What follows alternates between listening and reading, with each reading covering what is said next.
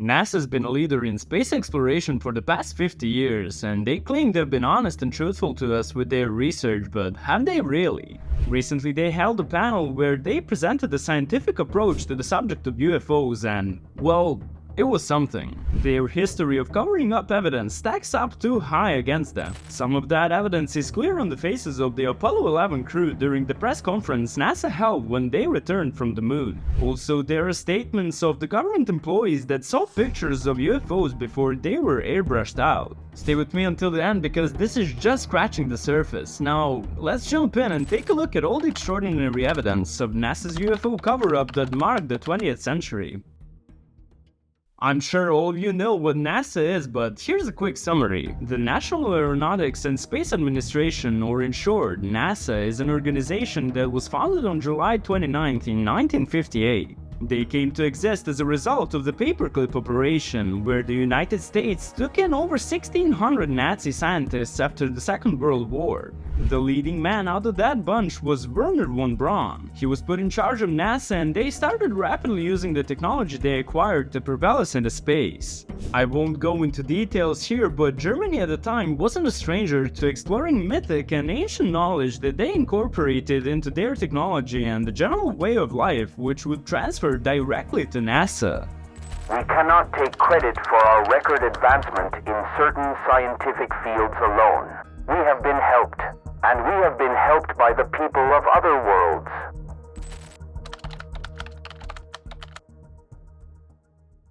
NASA's UFO Investigation Panel was held on May 31st in 2023, and it was presented as a big step in acknowledgement that unidentified flying objects even exist. This panel started off strong with bold statements like these. By holding public meetings like this one, we aim for open and honest dialogue with the public. We recognize that public interest in UAPs is high and that the demand for answers is strong. Conversations like this one are the first step to reducing the stigma surrounding UAP reporting. Moreover, transparency is essential for fostering trust between NASA, the public, and the scientific community. Not only that, but our commitment to openness is in itself a reflection of NASA's commitment to scientific integrity. As an organization dedicated to the pursuit of knowledge, it is NASA's responsibility to be honest and forthright and to follow the science. And by being transparent in our work, we uphold our dedication to scientific excellence. It was a little funny, but I was still very excited to hear what they had to say, but as you could have guessed, my hopes were crushed almost immediately as they came to a conclusion that they needed better evidence to continue researching this subject.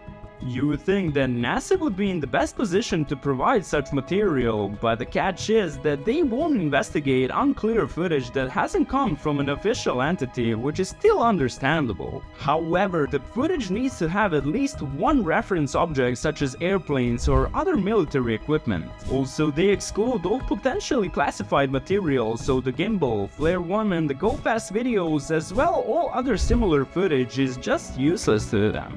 If you want to see a full video on that exact footage, you can watch the video I made on the Pentagon's classified program for investigating UFOs that gave us those videos in the first place. I'll have it linked on the end screen of this video, but to sum this panel up, they didn't really find anything of substance, and until better footage arises, that will simply be it. This sounds really funny when we consider what Donna Hare said almost 20 years ago.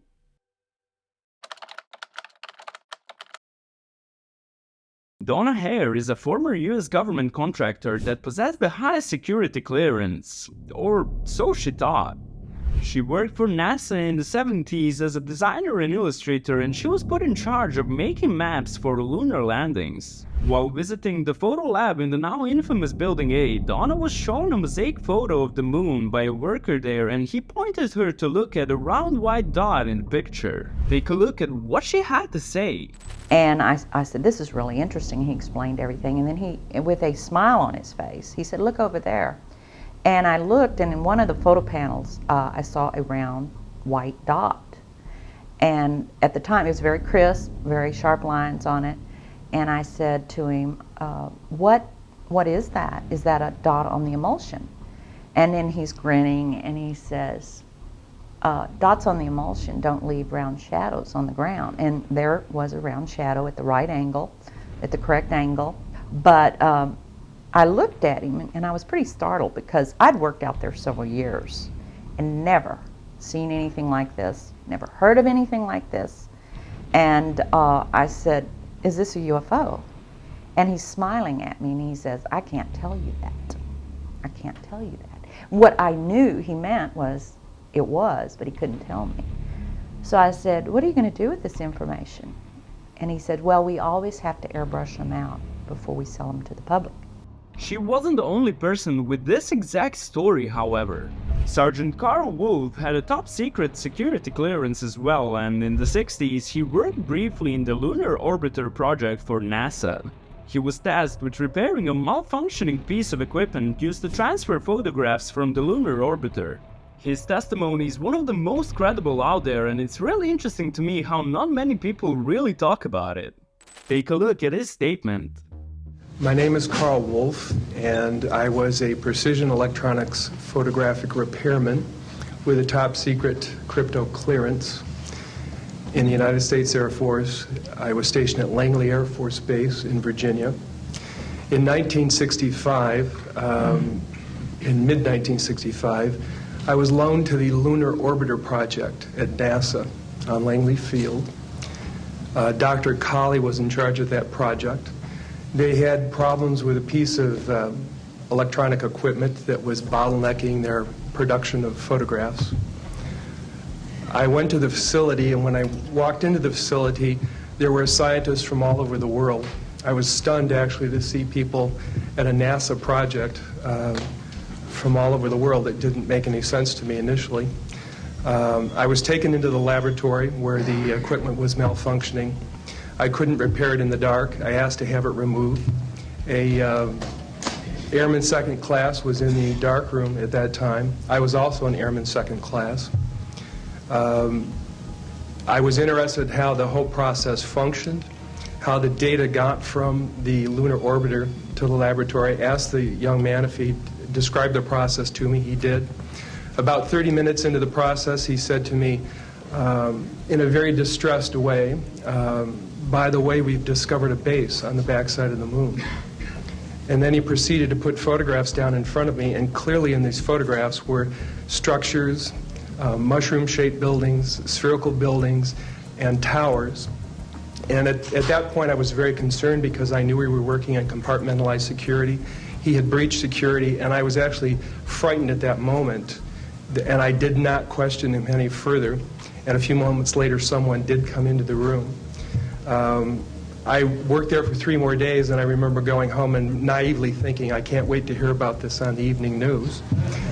And here it is, more than 30 years later, and I hope we hear about it tonight. And I will testify under oath before Congress that what I'm saying is... This was footage from the UFO Disclosure Project press conference in Washington, D.C. that took place in May of 2001. This conference was attended by over 400 high-ranking former military intelligence, government, aviation, corporate, and scientific official witnesses that testified before Congress about their experiences, proving there to be both secret black projects involving highly advanced alien technology and extraterrestrial visitations. If you want to see a full video on this topic, subscribe to the channel and let me know in the comments below. People talking about these topics on Earth is one thing, however, no matter how amazing their evidence is. But there is a very small group of people who have been in the best position to find the truth out, and that would be the Apollo astronauts. One of the biggest achievements in human history was man's first step on the surface of the moon. It all started on July 16th in 1969 when the Apollo 11 crew took off from Cape Kennedy on a journey that would change the world as we knew it. Whole world stopped as we awaited their return, and you would expect after accomplishing such a great feat for humanity, they would at least have smiles on their faces, right? Well, I'll have a link to the full video in the description below, but these are some of the more disturbing comments they made. I believe that what this country set out to do was something that was going to be done sooner or later whether we set a specific goal or not. I believe that from the early space flights, we demonstrated a potential to carry out this type of a mission. And again, it was a question of time until this would be accomplished. I just see it as a beginning, not just this flight, but in this program, which has really been a very short piece of human history, an instant in history, the entire program. It's a beginning of a new age. These men don't look like people who just accomplished the biggest feat in human history. This all comes into play when we remember the code word for alien spacecraft on the moon, which was Santa Claus, and as you'll soon hear, well, just to put it in Apollo 8's crew's words, Santa Claus is real. Houston, Apollo 8, over. Hello, Apollo 8.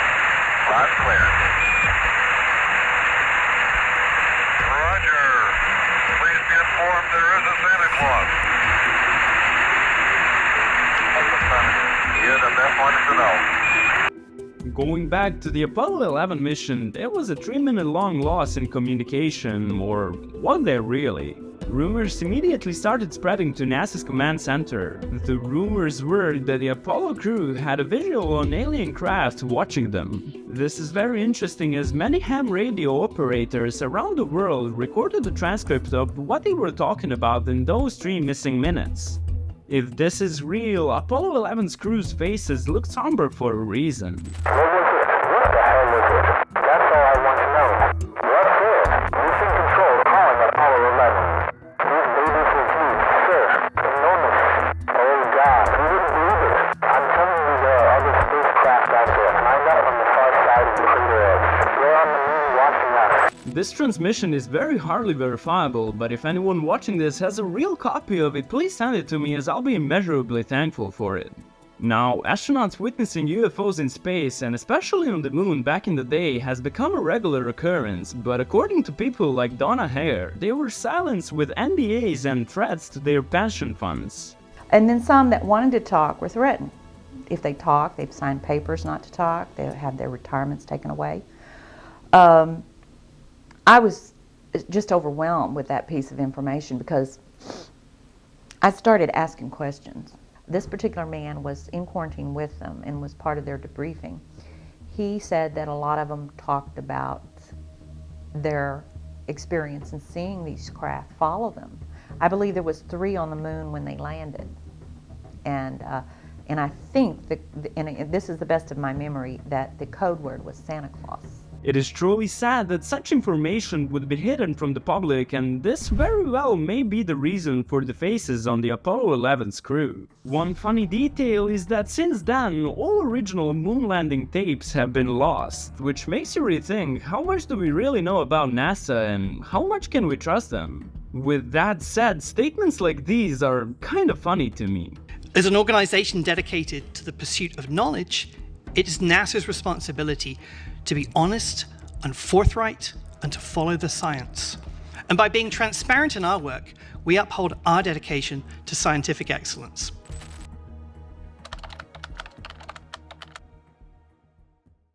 We have all seen how NASA cuts the feed from the International Space Station whenever a UFO comes into view, and how they always dismiss any potential video evidence as debris, flares in lenses, or some other normal phenomena without much consideration. Luckily for us, there are people like astronaut Edgar D. Mitchell, lunar module pilot of the Apollo 14 lunar landing mission, best known for typing in 80 lines of code to save the entire Apollo 14 mission as it descended to the moon in 1971. He also claimed that top military officials had hidden evidence of potentially alien spacecraft. This man spent his whole life trying to push humanity forward, but he was shunned from the scientific community for the statements he made. And of course, let's not forget the story of the British hacker Gary McKinnon, a man that is responsible for the biggest digital military breach of all time, in which he searched for evidence of UFOs on all unprotected computers he could find. What he saw were documents and pictures connected to a whole secret space program called the Solar Warden.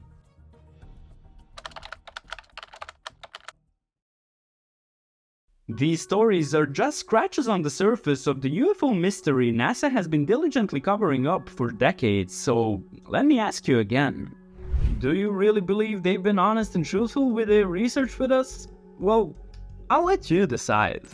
Gary McKinnon video is coming up soon, so don't forget to subscribe to the channel and hit the notification bell so you don't miss any of my future uploads. This has been the UFO Lab channel, and I'm really grateful for everyone that stayed until the end. I wish you good luck in your search, and don't forget that the truth is still out there. I'll catch you in the next one.